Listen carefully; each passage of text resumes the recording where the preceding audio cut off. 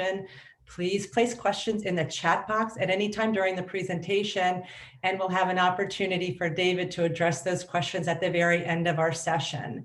Please update your name with your pronoun and organization. That would be helpful to have. If you're having technical issues, please message the host in the chat box. So use that chat box for questions and for any issues you have. Without further ado, I turn it over to David Wood with Chesapeake Stormwater Network. And there's a picture of David with baby Nora. Thanks, David. Thanks, Liz. Laura, you can go ahead to the first slide.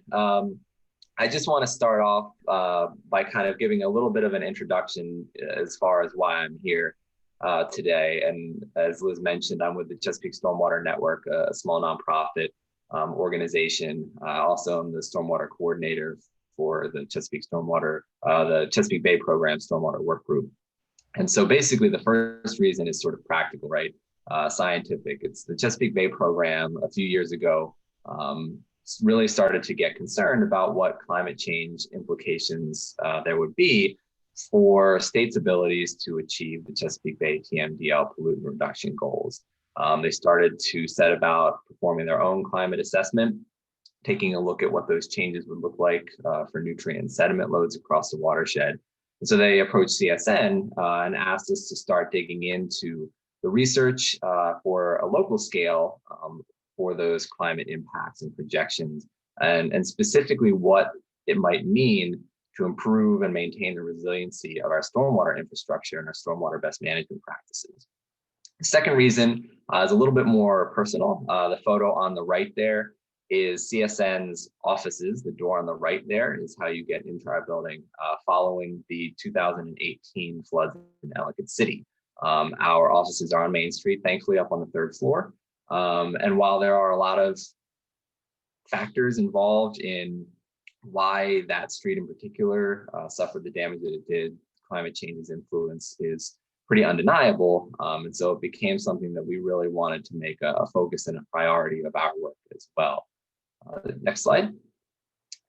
So I have a lot of ground to cover today. There are 4 key questions that I'm going to try to get to that roughly correlate to a series of 4 different memos that we have produced over the last year, looking broadly at how to improve resilience of our stormwater infrastructure.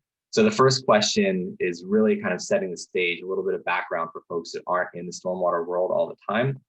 And it's really focusing on what are the drivers behind the stormwater design decisions that are being made, and specifically how does climate change influence those sort of existing drivers. The second key question is looking at the actual climate data itself, and what does that say about our design assumptions and future risks. Then I'm going to start transitioning and looking at some of our best management practices and our infrastructure more specifically. What are the risk levels and vulnerabilities that we're seeing for those different practices in the future? And how do we kind of weigh those risks in terms of future management decisions? And then last, I'll wrap up relatively briefly and then kind of turn it into a bit of a discussion for you all about how we shape the next generation of BMP design in order to better consider climate resilience in the design siting of our practices. Laura, you can skip ahead. I think I kind of moved through my highlights there. So, all right. So we're going to start with this first question, which is what drives the stormwater design decisions and how does climate change influence those drivers? You can go to the next slide. So there are a lot of different risks that need to be considered by stormwater managers across the Chesapeake Bay watershed. We tend to focus, at least in the Chesapeake Bay program world, where I tend to work a lot, on the BMPs, right? The best management practices for reducing nutrients and sediments for the Chesapeake Bay. But stormwater managers also have to consider flooding impacts on things like transportation infrastructure, dam safety requirements and risks to human health and safety. They are largely in charge of a lot of urban stream restoration projects. They have to deal with coastal flooding depending on the location of their community, as well as risks to conveyance networks as far as moving water through those urban systems. So there's a floodplain management role for stormwater managers as well. Next slide.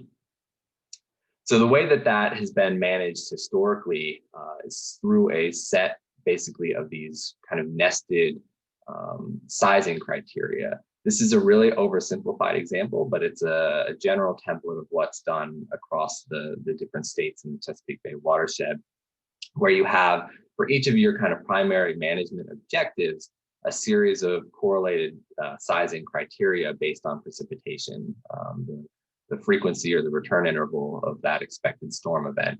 So for protecting for an extreme flood event, the practice, the dam, for instance, would have to be able to safely pass the 100-year storm event. For overbank flood protection, for maybe your conveyance network, that might be a 10-year storm event. It might have to be non-erosive for a 2-year storm event. And then the water quality storm might mean capturing and infiltrating the 90th percentile storm. So this is sort of a general example, but the reality of it, if we go to the next slide, is much more complicated than that, because each state, and I don't expect you to read all of the specifics of this, the point is that there is a lot to read here. There are so many different design criteria and guidance manuals that exist. Each state has their own guidance for sizing criteria, stormwater design. And then even within each state, there are differences between stormwater management, the transportation agencies, the dam safety agencies. The regulations can be complicated, and depending on the dates of publication, they might be referencing different precipitation data sources and things like that add confusion and the lack of consistency across the watershed as a whole in terms of how these design decisions are being made by practitioners. Next slide. So I want to do two quick polls for you all to try to make a few points here about the precipitation data itself that is driving these different state design decisions. And the first of which is looking at the percent of communities in the Chesapeake Bay Watershed that have not had their floodplain maps updated in the last 10 years. So basically, we have, as I mentioned, I'm focusing on stormwater, but floodplain management is a big part of the stormwater manager's role. And so, having updated data on what those flood maps might look like is important for understanding the risks to our infrastructure. The second question is, how old is the precipitation data that's used to inform most stormwater design across the Chesapeake Bay Watershed? So when a designer needs to decide what their 100-year storm event is so that they can size their emergency spillway correctly for their dam, what is the data source that they're pulling from when they make those decisions? So I'll leave that open for a minute and see what folks think.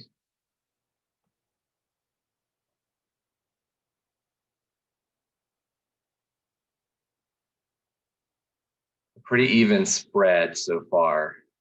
Looks like we have about 60 or so responses in. So our leading guess here for the percentage of communities that have not had their floodplain maps updated in the last 10 years. The guess is 50% from the audience, about 73% guess 50%. The correct answer is actually 25%. Still not ideal, but the reality too is that it's not necessarily a very straightforward answer, right? So 25% represents the number of communities that we know of that participate in FEMA's National Flood Insurance Program that have not had their maps updated. There are a large number of communities that may not be participating in the NFIP that we don't have great data for. So the suspicion is that it's probably somewhere between 25 and 50%.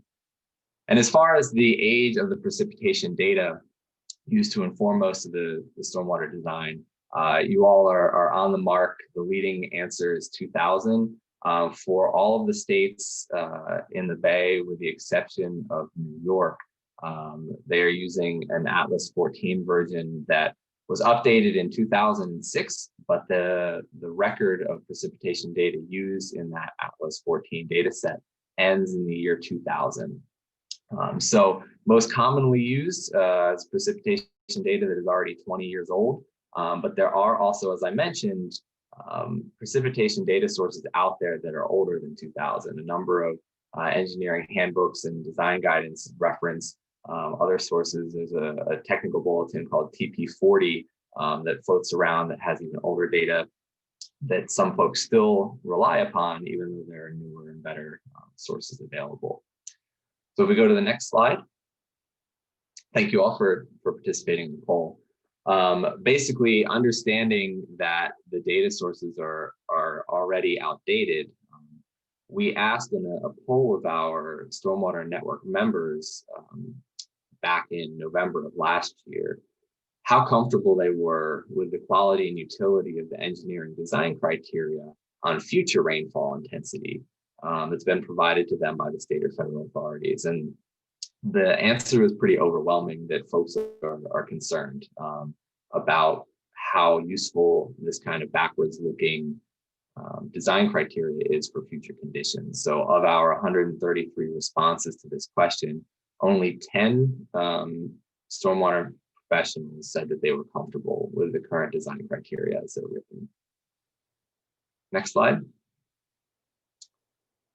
So that kind of brings us to wrap up this first key takeaway as far as the key drivers for stormwater design, right? So at the local level, it's driven by these sizing criteria that are designed to meet a wide range of management objectives. It's also important to understand that these are made at a state level.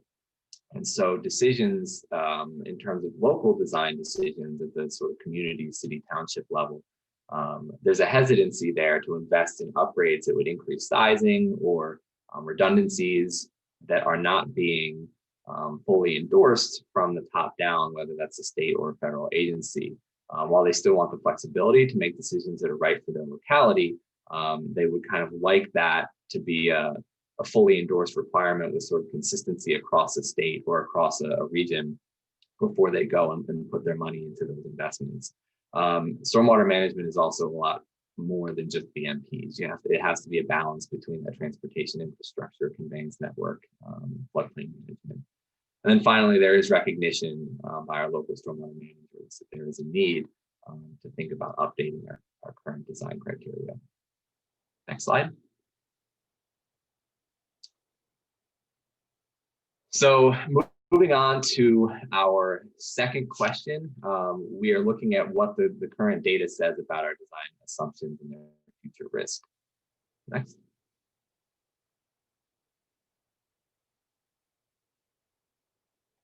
All right, so as we move into these projections, I'm going to be presenting data from the Chesapeake Bay program's climate assessment that was completed last year, but was a several-year-long effort. These are Bay-wide data, so I'm just going to quickly show what the projections are from the Bay program, and they're largely backed up by the IPCC, the International Panel on Climate Change, as well as the National Climate Assessment in terms of the overall trends. But these were specifically done for the Chesapeake Bay program partners. So looking at 2055 compared to 1995, which is the baseline that the Bay program uses for their models, there is expected to be about a 3.5 degree increase by the year 2055. Next slide. And so temperature from a stormwater management's perspective, again, I'm going to focus on the stormwater lens when I talk about this, because there's obviously other implications wider ranging than this. But as temperatures rise, the air holds more moisture, leading to more intense precipitation events, so more rainfall in a shorter period of time. From a pollutant perspective, increasing temperatures can be a little bit of a mixed bag, just in the sense that something like road salts perhaps may decrease in terms of application if we're experiencing fewer large snow events or even fewer smaller snow events over time. On the other hand, a pollutant like bacteria, that drives a number of local impairments and TMDLs across the watershed might become harder to manage, as there are quite a few studies that increasing water temperatures make bacteria blooms more frequent in urban watersheds. There is also the element of temperature itself as an impairment, because rising temperatures in certain cold water streams and systems can make it more challenging. I think we might have lost our host. Make it more challenging to ensure the health of our macroinvertebrates, our biology, and our stream systems, as well as creating challenges in the estuary itself for dissolved oxygen and things like that we're looking to manage under the TMDL. As far as impacts for temperature on BMPs, the biggest is most likely going to be vegetation related for our bioretention type practices, our tree planting practices, as we shift the types of plant communities that are going to be most effective in our restoration efforts. All right, great. If we can go to the next slide.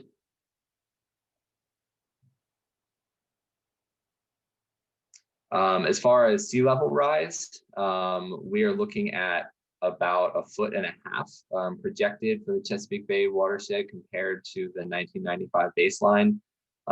With sea level rise in particular, for a stormwater manager's perspective, we have a couple of concerns as far as the management of the BMPs that we can put in place. Laura, I think if we back up maybe one or two slides. And I'm sorry if there's a lag on my end. But we have the siting of specific BMPs, like infiltration practices, are impacted by rising groundwater levels that come along with sea level rise. If there's no ability to infiltrate runoff because of that high water table, those practices become much more ineffective in coastal areas. We also have concerns about rising erosion rates along coastlines that affect the performance of things like shoreline management practices, as well as potentially new pollutant sources, as frequent tidal flooding and inundation may be coming up, pulling back pollutants that are deposited on our streets and roadways and lawns back into the tidal systems when the tide recedes as well, which is something that's kind of emerging as a concern, but we don't have a lot of great data on that yet, but something to keep an eye on. For precipitation, we're expecting about 6.5% increase in the rainfall volume compared to 1995 across the Bay watershed as a whole. If we go to the next slide. Both volume and intensity are expected to increase. This is really important from a stormwater perspective and where a lot of the attention has been in the last year or two, because assuming historical climate data and precipitation can lead to an underestimate of extreme events in the future. And so, as I mentioned at the beginning, because stormwater design is based on that historical data, we might be accidentally undersizing our practices and our infrastructure, and maybe have been for a number of years now. And so it's important to be able to look ahead at what things are changing, because we expect these intense events to lead to more bypass of our BMPs that are providing treatment, as well as increasing maintenance burdens for both regular maintenance and these sort of more infrequent but more severe failures of our practices. Next slide. But it's also important to understand that precipitation projections aren't really good enough at a wide scale. It's nice to know that we can project at the Bay wide scale what precipitation is, how precipitation is changing.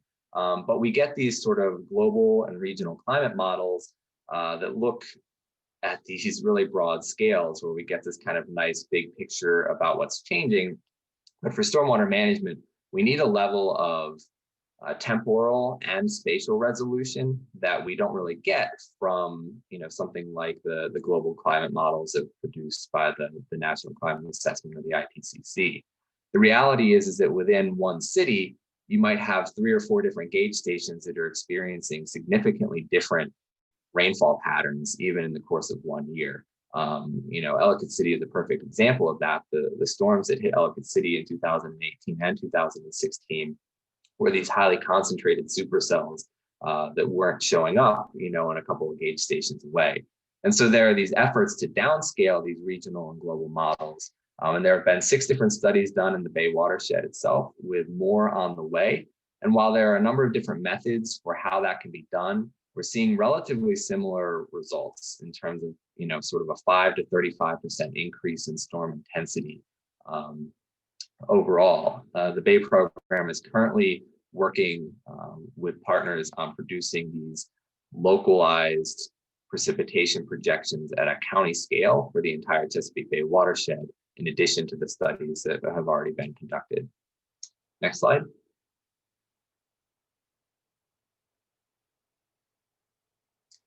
So as far as key takeaways from the second question about what our current data say about stormwater design, there is an agreement from the global and regional models that precipitation volume is increasing, as well as the intensity of storms.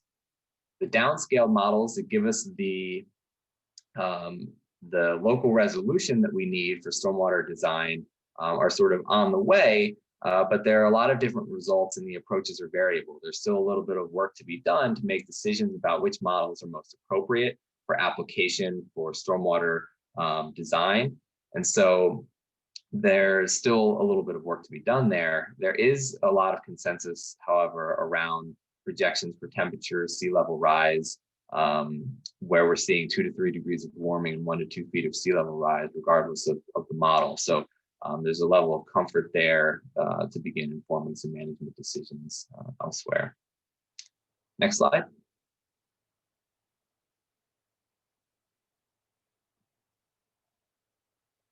All right, so this is another poll that I wanted to put up that's a little bit more for an information gathering, because we have all this data now to help us understand what these projections are saying about climate impacts.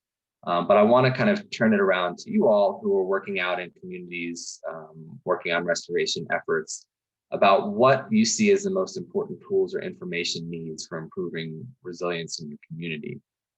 Is it more science and data? Is it better tools for outreach and messaging from your perspective? Is it funding? Is it training? So these are just some ideas. It can be all of the above. I'm also certainly open to suggestions in the chat. We are also going to have some breakout rooms later where you all will have some Google Docs to put additional thoughts, comments, and suggestions in there as well, and provide an ability for me to have some ongoing dialogue with you all beyond the end of today's session. So really, I would like this to be sort of a starting point for this discussion as we move from data synthesis, research synthesis into action-oriented decision-making. I did notice while you all are filling out the polls, I can quickly answer 1 or 2 questions that came up in the chat. As far as the downscaling work for precipitation, there have been 6 different studies that have been done so far. The one for the Chesapeake Bay watershed as a whole at the county scale. The Bay program has funded that effort through a Chesapeake Bay Trust grant that is being carried out by RAND. They're the contractor that was selected to do that work. There's a research team from RAND, Cornell, and Carnegie Mellon working on that project.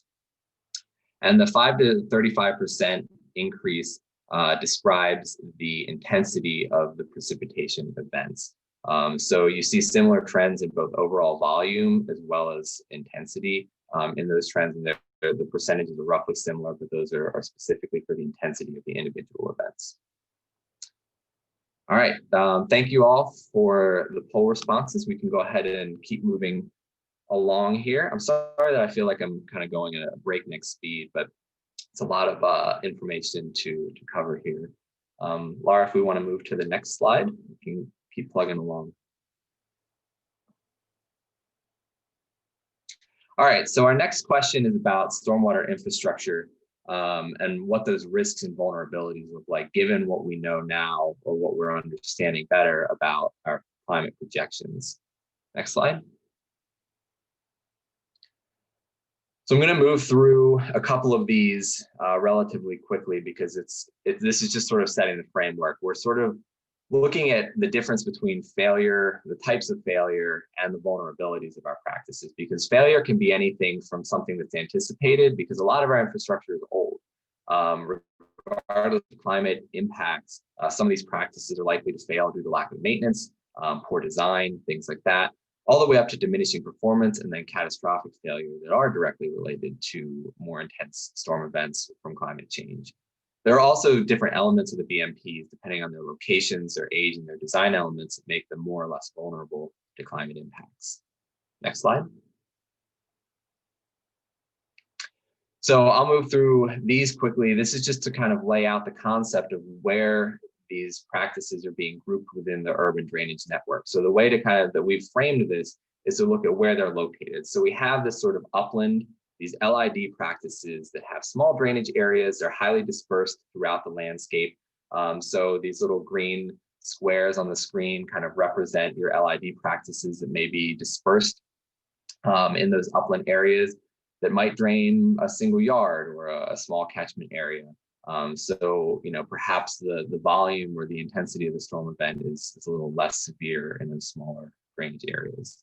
In the next slide, we're looking at sort of going a little bit larger. This is the conveyance network. So we're capturing a slightly larger drainage area, maybe, you know, overflow from a couple of different upland practices and transporting it down stream. You can go ahead, Laura, to the next one as well.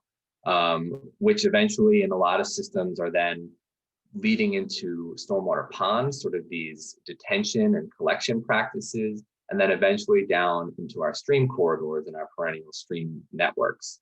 Next slide.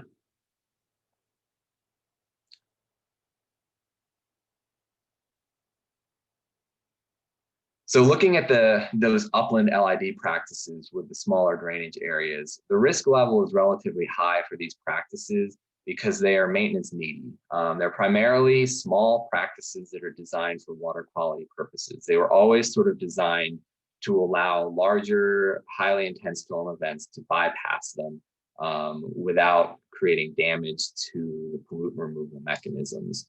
However, because they are somewhat small and they're highly dispersed, it can be difficult to get out and perform maintenance on these on a regular basis. They are also prone to more bypass and overflow happening if we are seeing rainfall concentrated in fewer and more intense storm events. They are also really prone to erosion, both heading into and out of these practices. A lot of these suffer from some design flaws, which lead to kind of a fire hose effect when you get a large storm event kind of channelizing or concentrating runoff from a catchment area into the BMP, maybe blowing out a pretreatment structure or delivering these high sediment loads that can clog up your filter media. So if you're getting these high intense events that are mobilizing more sediment, all that sediment is going to come into your LID practice, settle out into the basin, and disrupt the ability of your engineered filter media to infiltrate over time. And so there is a relatively high risk, although the risk is more in terms of a performance decline and potentially performance failure than it is any kind of risk to human health and safety. Next slide. Looking at the conveyance network, this is one that we don't think about as much from a BMP perspective, but is really critical and really the highest priority for a lot of stormwater managers because of its impact on the transportation infrastructure. A lot of times the conveyance network runs parallel to and in close proximity to roads, bridges, culverts. They also serve as a choke point that can elevate risk elsewhere. An undersized conveyance practice like a swale or a ditch or our stormwater pipes can lead to backups that will flood streets, that will impact the performance of upland BMPs as it kind of backs up the system.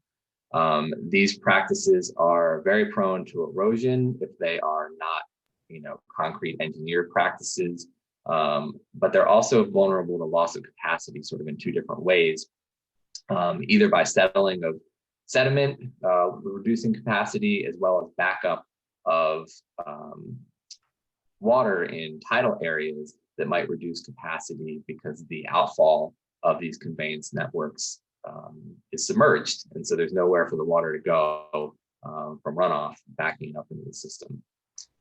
Next slide. It's 12:15, David. Okay. Thank you, Liz. Yep. Getting pretty close.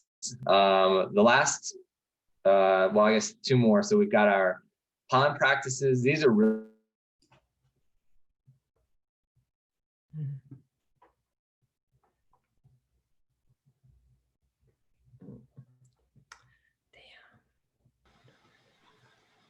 Sorry, got cut off there for a second. The pond practices are particularly high risk because of their impact on public safety. They're large detention practices. They're also some of the oldest infrastructure in our drainage network. A lot of these ponds go back to the 70s and 80s, meaning that their precipitation data sources go back to the 40s and 50s. And they're vulnerable in a number of different ways, particularly the emergency spillways. From a performance perspective, high intensity events can also lead to resuspension and leaching of pollutants over time as those ponds' performance declines. Next. Within the stream corridor itself, these practices probably need the most additional study. A lot of the stream restoration projects were designed to be resilient to floods, but not reduce them. But we don't know how resilient they are, depending on the design mechanisms that are used, whether they're harder or softer practices. Is there more floodplain reconnection involved? They have the largest contributing drainage area because they're at the bottom of that watershed. So there are a number of vulnerabilities, including the structural elements, increased erosion, as well as shifting riparian plant community. If more water is getting out on the floodplain more often, and that's not considered in the design, there can be impacts on that riparian plant communities as water tables rise. Next slide.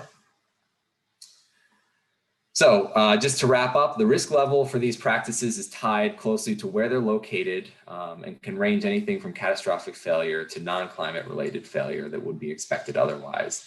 A lot of those vulnerabilities come from increasing sediment loads on the practices related to erosion as well. And then due to the high variability and pollutant removal conditions, it's really difficult to pinpoint sort of the specific impacts of climate change on a sort of an upward or downward trend for BMP pollutant removal performance.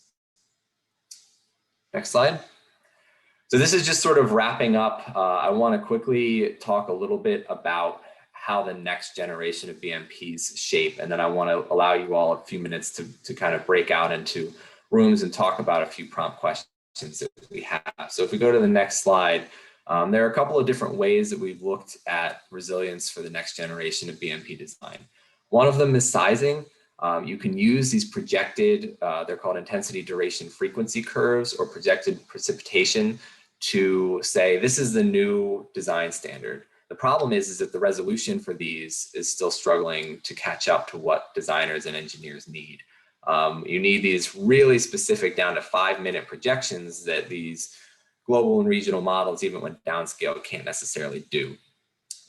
So there are other ways of doing that. There are factors of safety. You can say generally there's a 20% increase in intensity. So take your current curves and increase them 20%.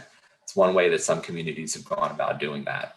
And then on the next slide, the other way of looking at it besides sizing is how do we improve the resilient design elements within the BMPs?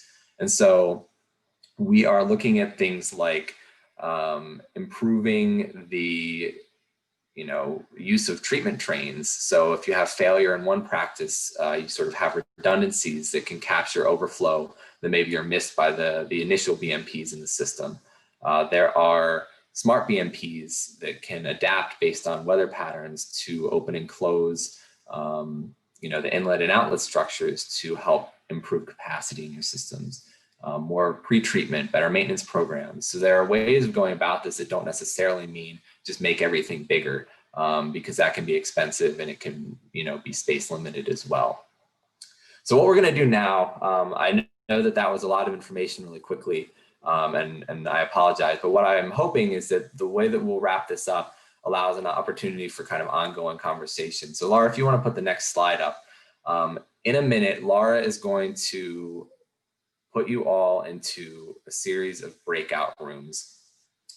Liz is going to put a Google Doc link in the chat that has a link for each breakout room. So basically take a look when you get assigned to your breakout room, what number you're in, and then you can open that Google Doc and click on the link for your breakout room. Within that, there are a couple of prompt questions to consider amongst your breakout room members that you can discuss. Basically, add any thoughts or responses that you'd like to those breakout, to those questions, those prompt questions. You can also put any questions that came up either in your discussion or just throughout the presentation today. I will have access to these. You all will continue to have access to these as well if you want to add additional thoughts and questions to that. If you put your contact information in there, I will follow up with you as well, answer any of those questions, continue any dialogue that you'd like to have beyond the end of today's presentation. So Liz and I will be popping around in the breakout rooms in case you have any questions. But then after we're in for a few minutes, we'll come back here and just do a quick wrap up before we close out. So with that, if you have any questions about how this is going to work, go ahead and let us know now. Hopefully it's relatively straightforward, but you can go ahead and open up that Google Doc link that Liz has put in the chat, and then you should be good to go.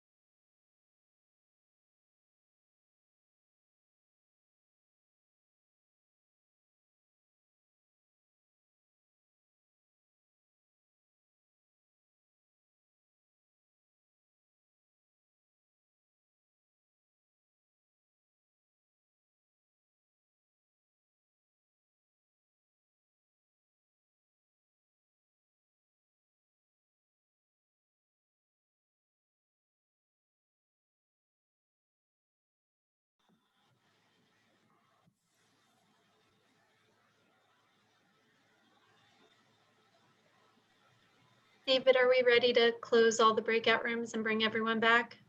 Yeah, why don't you give a warning? What is it? It's like a minute countdown or something once you start to close it. Yes. That would be good so they can wrap up their conversations. Okay.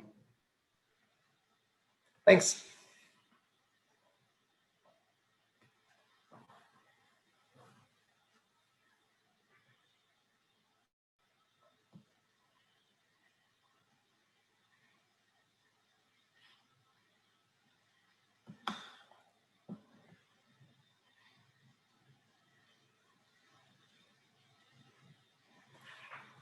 And Laura, if you want to go ahead and pull up the slide deck again, because I do have a resource slide at the end there.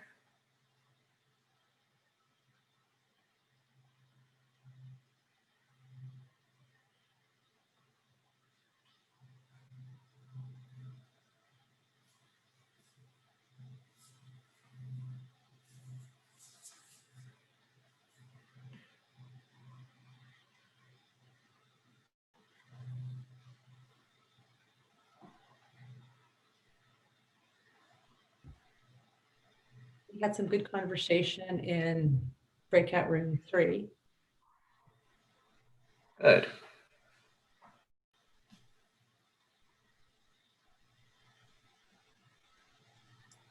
That was very short. Yeah.